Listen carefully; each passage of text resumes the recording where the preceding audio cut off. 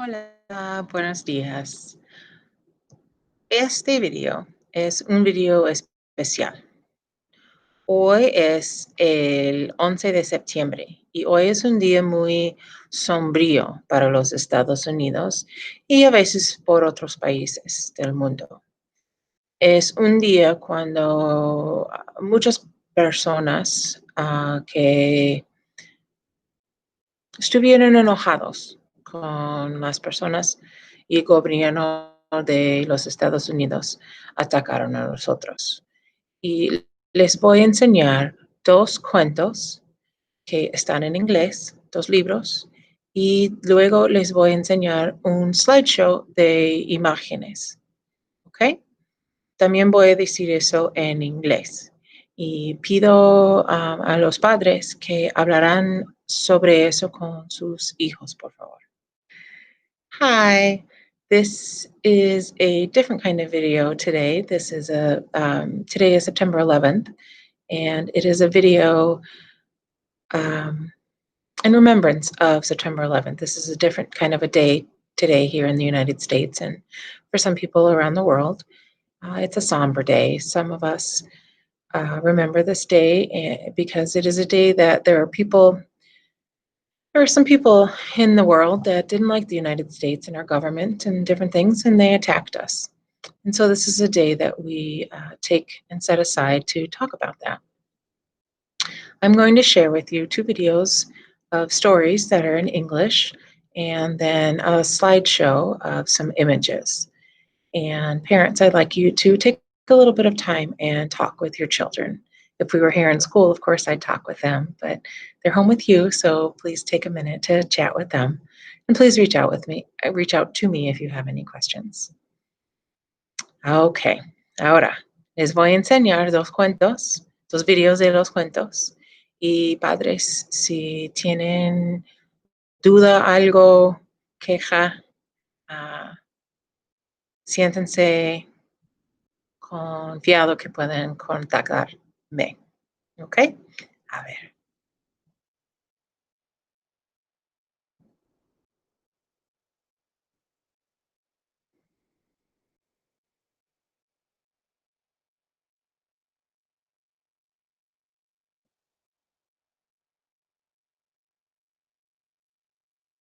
La primera cosa que les voy a enseñar es sobre un video que se trata de un barco de fuego que usaron para apagar a los fuegos. Y esto es un cuento de, de las personas que convirtieron el barco viejo a uno que ya sirve de nuevo. Y me gusta compartir ese cuento porque se enseña otro lado del cuento del 911. So this first video is a story about a fireboat, and it's about a boat that back in the day used to put out fires, and a group of people who bought the boat and redid it. And I like to share this story because it is a different side of the story from 9/11. I hope you enjoy it. Fireboat: The Heroic Adventures of the John J. Harvey. Written by Myra Coleman. New York City, 1931. Amazing things were happening, big and small. The Empire State Building went up, up, up. Babe Ruth hit his 611th home run in Yankee Stadium. The tasty candy treat Snickers hit the stores. The George Washington Bridge was suspended elegantly across the mighty Hudson River. Champion Pendley Calling of Blarney won Best in Show at the Westminster Kennel Club. On a hot and jazzy night, the word hacho was invented. And on a sunny, fresh day, the John J. Harvey fireboat was launched. There were 12 fireboats in New York City. The Harvey was the largest, fastest, and shiniest fireboat of them all. It had 5 diesel engines, so it could go 20 miles per hour. That's pretty fast. A completely round steering wheel. 8 pipes that could shoot 16,000 gallons of water per minute, equal to 20 fire trucks. Many brass nozzles housed in the gold room, a control dial in the pilot's cabin, a very nice can to oil all squeaks, ropes called lines, and lots of levers, buttons, and buckets. There was a pilot and a crew ready in 2 minutes to fight the fires. They were a brave group, and there was a dog named Smokey, who did not put out the fires but had many nice spots. The Harvey went up and down the river fighting fires. It fought fires at the bustling piers. The piers were the places where ships and trains brought all manner of merchandise to be sold in the city, like wood and cotton and bananas and bubblegum and everything. It fought the fire of the great ocean liner Normandy. Sometimes the Harvey just went out to shoot water in celebration. Many years passed. A new captain had come on board, Bob Lenny. He and his crew fought many fires, but New York was changing. The Twin Towers were now the tallest buildings in New York City. The piers were closing. 1995. The city no longer needed so many fireboats. The Harvey was considered old and useless. It sat in the water for 5 years waiting to be sold for scrap. And then a very surprising thing happened. A group of friends were eating at a restaurant called Florent. They had heard about the fireboat and decided something. Let's save the Harvey, let's buy her. Everyone needs a fireboat. We won't put out fires, we'll just have fun. And they did. They took it to Cadell's ship repair yard in Staten Island. Even there they said, "She is old. It will be hard to fix her." But the owner said, "Fix." So they fixed beautifully. They repaired the two propellers, making them new with a shiny coat of brass. Brass does not rust. They repaired the holes with steel plates and covered the places where the rivets wept. They scraped barnacles and seaweed off the hull and painted her with a shiny coat of red paint. And once again, the Harvey was on the water. Tim the engineer keeping things running smoothly, Huntley at the wheel, Jessica the assistant engineer at the controls in the noisy engine room, Andrew welding, Chase helping, John fixing, Tom cooking, and Bob Lenny watching over everyone and being very proud. They made friends with the only other fireboats on the river, the Firefighter and the McKean. Everyone said the Harvey is a nice old boat, but she could never be used to fight a fire. Never. A boat says hello with 4 toots. Toot, toot, toot, toot. But then, on September 11th, 2001, something so huge and horrible happened that the whole world shook. It was 8:45 in the morning, another beautiful and sunny day. 2 airplanes crashed into the Twin Towers. Crashed, crashed, crashed into these 2 strong buildings. The sky filled with fire and smoke. The buildings exploded and fell down to the ground. Many people were hurt. Many lives were lost. The news spread. The city had been attacked. Everyone was terrified, but people were brave. The entire city sprang into action. Firefighters and police officers and doctors and construction workers and teachers and cooks and children and parents. The mayor was strong. He said, "We will all work together. We will not be broken." What were the people of the Harvey doing when the planes hit? Bob Lenny was trimming hedges. Tom was drinking tea in his kitchen. Chase was walking his dog Radar. Tim was reading the paper. Andrew was welding. Jessica was writing a story. Huntley was reading David Copperfield. John was working. The Harvey was snoozing at the pier. They all had one thought: get to the Harvey, and they did. They called the fire department. "John J. Harvey ready to help. How can we help?" The answer came, "You can't help fight the fire, but you can ferry people to safety." But suddenly an urgent message came loud and clear. John J. Harvey, where are you? We need you, we need you. The water pipes were broken and buried, and the fire trucks that had raced to the scene could not pump water. The firefighters attached hoses to the Harvey. The Harvey fought the fires alongside the McKean and the firefighter. For 4 days and nights, the Harvey pumped water. The crew took turns sleeping. People brought supplies: fuel, sweaters, gloves, pizza, sandwiches, and coffee. They worked and cried. They fought the fire until it was under control. Finally, it was time for the Harvey to go home. Everyone on the boat had never seen anything so terrible, and they had never felt so proud. The Harvey was a hero, and everyone knew it. The Harvey won an important award. At the ceremony, the audience cheered, and some even cried. Now the Twin Towers are gone. Something new will be built. The heroes who died will be remembered forever. The Harvey is back to being a very happy boat. Not scrapped, not useless, not forgotten. A proud and plucky friend. And all that's left to say is hacha and thank you. Wait a minute. There is something more to say. The friends of the Harvey have found a little tugboat to adopt. Doesn't everyone need a tugboat?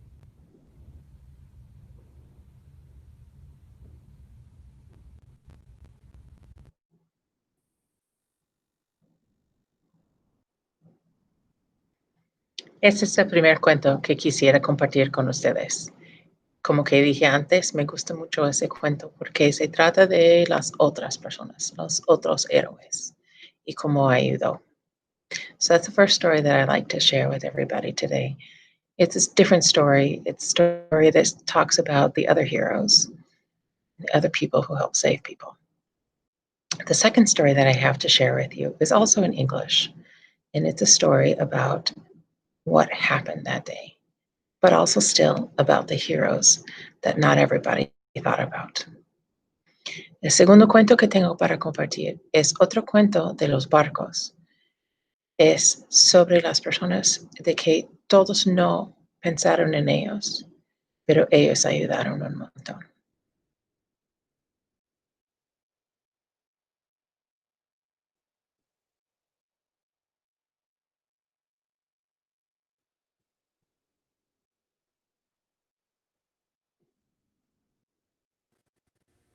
Saved by the Boats: The Heroic Sea Evacuation of September 11th by Julie Gassman, illustrated by Steve Moores. An arc of sky framed the city in brilliant blue. The bright golden sun beamed with warmth, but just below, gray smoke swelled and snaked through the air, and silently, white ash fell in a thick snowfall, coating the city. Tragedy was quickly smothering New York City, and its people were searching for a way out. They found their way to the city's edge, held back by the water. While more than 1 million people searched for escape, hundreds of boat captains sailed into the destruction. They felt a call to action, a desire to help, a realization that they could provide a safe harbor. They were ordinary people who became heroes on a day when greatness was desperately needed, a day when the unthinkable had happened. September 11, 2001 started like any normal Tuesday in New York City. Just after dawn, captains and boat crews readied their boats in surrounding ports. The ferry boat crews carried their usual commuters to work in Manhattan. Other commuters drove, rode trains, and bumped along in buses. The city buzzed with activity. Subway riders climbed up the stairs of underground train stations to be greeted by warm sunshine and a cloudless blue sky. But the beautiful day was soon broken. At 8:46 a.m., an airplane hit one of the city's most recognizable buildings, the World Trade Center's North Tower. At first, it seemed as if it were a terrible accident. But when a second airplane hit the South Tower at 9:03 a.m., the message was clear. New York City and the United States was under attack. That cloudless blue sky was now streaked with gray and black smoke. People desperately tried to flee the scene. Firefighters and police officers rushed to the towers to begin rescue efforts. New Yorkers from all 5 boroughs scanned the skies from windows and sidewalks, and boat crews watched the fires rage out of the towers. But no one expected what came next. No one expected the towers to fall.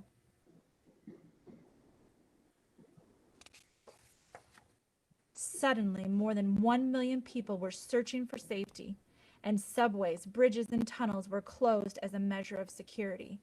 There was only one way off the island: the water. Fleeing, hundreds of thousands of people ran until they came to the place where the island meets the water. Climbing over railings, they began boarding boats docked in the harbor. People were just diving onto the boat, said firefighter Tom Sullivan, who was aboard a fireboat. We were trying to catch them, trying to help them on. Mothers and nannies with infants in their arms were dropping the children down to us, and then they helped the mothers and nannies down. Few people stopped to ask where the boats were going. These people wanted out of Manhattan any way they could, said Captain James Parse. Coast Guard officials noticed the lines of people growing deeper. Between 11 and 11:30 a.m., they put out the call. All available boats, rang the marine radios in the harbor and surrounding area. This is the United States Coast Guard aboard the pilot boat New York. Anyone wanting to help with the evacuation of Lower Manhattan, report to Governor's Island. Boats of all sizes sped into the harbor. Tugboats, ferry boats, private boats, and party boats. If it floated and it could get there, it got there, said Engineer Robin Jones. And each vessel carried a captain and a crew who were ready to serve. The scene the brave men and women sailed into was grim. The Twin Towers, the tallest buildings in New York City, had stood 110 stories tall. They were replaced with smoke and rubble. The smoke and dust in the air made visibility difficult. Crews knew that boats out on the open water could be easy targets. But the captains didn't turn around. Instead, they sailed on. That day, my biggest concern was the safety of the passengers, the vessels, and my crew, and making the right decisions at the right time, explained Captain Paris. When the captains and crews reached the slips, they saw just how badly they were needed. Many of the people looking for rescue had come from Ground Zero, where the towers once stood. Covered with ash and soot, they carried the weight of the day's tragedy right on their bodies. The crewmates gave towels to these victims, many of who were crying and shaking with shock. As one captain later said, "We thought if we could wash some soot off their faces, off their hands, we could make them more comfortable. We wanted to make them feel that somebody cared about what they had just gone through." With loaded boats, captains made their way across the Hudson River. Many of the vessels sailed to Jersey City, New Jersey. There, ambulances with flashing lights waited for injured patients. The captains knew, too, that people were displaced from their lower Manhattan homes might find places to stay in Jersey City. Not only did they want to remove people from New York City, they also wanted to help people reach safe destinations. Meanwhile, back in Manhattan, hours were passing. All along the edge of the Hudson River, lines formed for ferries. Commuters had to walk miles to reach the end of a line. Police officers warned the wait could be 4, 5, 6 hours long. But what choice did the people have but to wait? The police and all who were waiting hoped the crowds would remain calm. One woman said, "When we arrived at the pier, thousands of people were waiting in line. Thousands! Yet you could hear a pin drop. That was the scariest part about it." New York City, the city that never sleeps, had become almost eerily calm and quiet. As time passed, the quiet calm was disturbed by roaring fighter jets. One boat crewmate recalled, "The scariest part was when fighter jets were flying over Manhattan. We didn't know whose they were, and they weren't coming close to us." Those waiting in line for evacuation worried too. More than one person asked, "Those are ours, right? Those are American planes." And they were. U.S. military jets were the only planes being allowed to fly in the country's airspace. The lines moved faster than predicted, no doubt helped by the hundreds of boats that answered the Coast Guard's call for help. After just after a couple of hours, passengers boarded boats headed for safety. Many boats announced destinations on bedsheets sprayed painted with words like Weehawken or Hoboken, small cities across the river. From the ferries, rescued passengers started moving away from the terror of that day. Now they could see the sparkly New Jersey shoreline ahead of them. They were on their way home, or at least out of harm's way. They had been saved by the boats. All day long, the boats sailed back and forth, rescuing passengers and then carrying rescue workers, water, and other supplies on their return. Hundreds of captains and crewmates became heroes that day. Over the course of just 9 hours, nearly 500,000 people were evacuated by water. It was the greatest thing I ever did with my life, said Captain Rick Thornton. Engineer Herb Jones described it as the greatest day that I've ever seen in all my life on the water. It was the largest sea evacuation in history. It was an answer to a call for help. It was a light on the city's darkest day.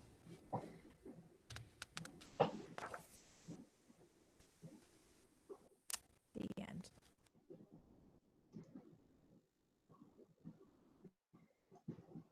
Ok, ya han escuchado 2 cuentos. Ahora les voy a enseñar algunas fotos que tomé de un video. En el slideshow que les voy a presentar, tengo enlace para el video y también al final voy a poner los 2 enlaces de los cuentos que apenas escucharon. Y al final de ver la última cosa, por favor, niños, quiero que piensen en todo lo que han visto y escuchado. Y quiero que ilustren algo, que dibujas algo, como tu parte favorita o lo que te puso a pensar más. Lo que te gustó, lo que no te gustó, te hizo sentir algo, okay? So now that you've listened to 2 stories, I'm going to show you a slideshow of some images that I took from a video. In the slideshow itself, I will share that, and there is a link for the video itself. Parents, I suggest you watch that with your kiddos. I'm also going to include a link for the 2 stories.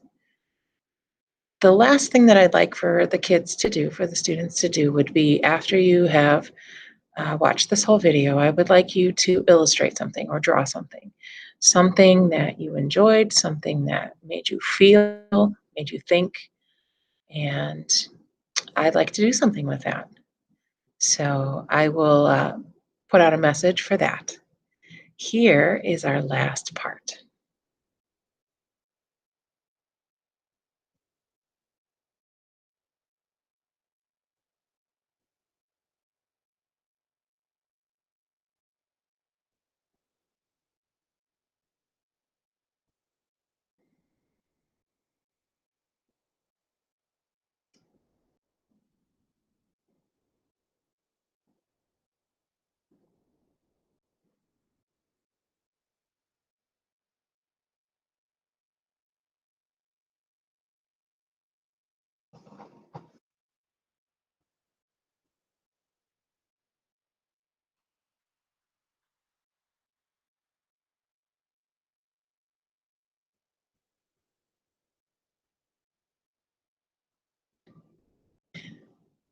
I call the slideshow 9/11 Saved by the Boats, the images. Los capitanes y la tripulación de la flota de barcos que rescataron a tantos el 9/11 se reunieron sin saber en qué se estarían metiendo y sin saber si Manhattan sería atacado de nuevo y mucho menos sus propios barcos. Todo lo que sabían era que la gente desesperada necesitaba ayuda y no podían darles la espalda, incluso si eso significaba poner sus propias vidas en riesgo. The captains and crew of the fleet of boats who rescued so many on 9/11 came together with no idea what they would be getting into and no idea whether Manhattan would be attacked again, let alone their very own boats. All they knew were that the desperate people were in need of help and they couldn't turn their backs on them, even if that meant putting their own lives at risk. Aquí hay algunas imágenes de ese día. Here's some images from that day.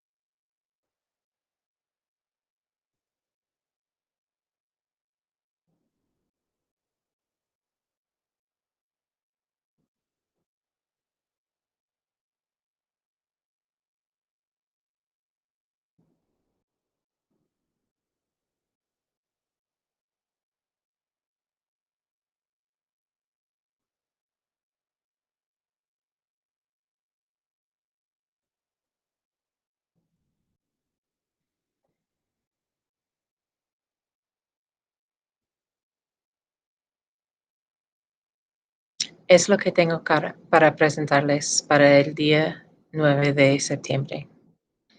This is my presentation for you today for the 9/11, September 9/11. I wish you the best this weekend, and I hope that you have a wonderful weekend, and we'll see you on Monday. Les deseo todo lo mejor para el fin de semana y nos vemos el lunes.